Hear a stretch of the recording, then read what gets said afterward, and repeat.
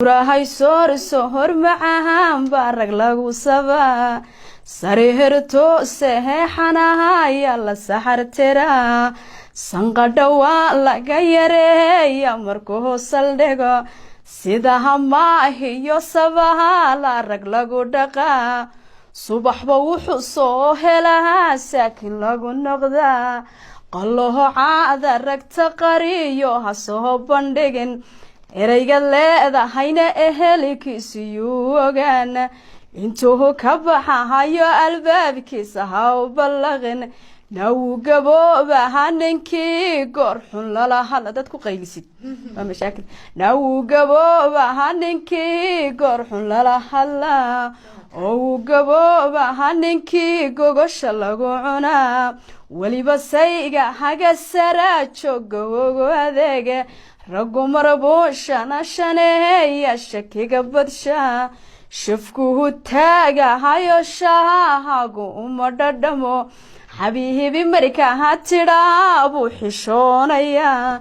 inahadi xaaskiisi tahay buu xurmahaynaya kuwadaysaasaan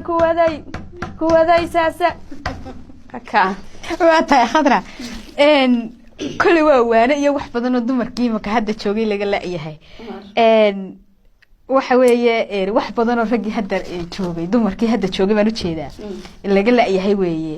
marka subaxba wuxuu soo helaa saakin lagu noqdaa waxa weeye yacnihii inaanad ninkii qawadino aad mar walba aad salka u dhigto reero badanna waxa laga yaabaa khadray inay ku burbureenba in biilkii la isku qabsado marka waanadaadaasi maxay ka taraysaa wad sileeda khadraa wax badan bay ka taraysaa inani waxay tiri markaanu ninka isku kacno isdhaahdo de maanta reerka baabiiba waanadaadu maan xasuusta markaasuu maan idhaahdaa bay tiri bal horta cagta u dhig marka in badanoo wax ku qaadatay baa jirta qofkii caqli leh waxuu ku qaadan kolley fanku waa qayba badan yahay khadray markaa xagga buraanburkuunba mise waxyaabo kaloo xagga fankaaga kala qabataana way jiraan buraanburka heesaha nooc walba heesahan qaaday way jiraan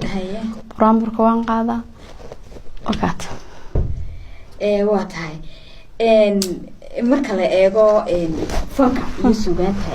waqtiga xaadirkan taagan kolley dhinac walba waa loo ridayo fankii imika wax laga yaaba inuu noqdayba wax qof kasta iska soo galo marka aduna qayb muhiim ah ayad kaga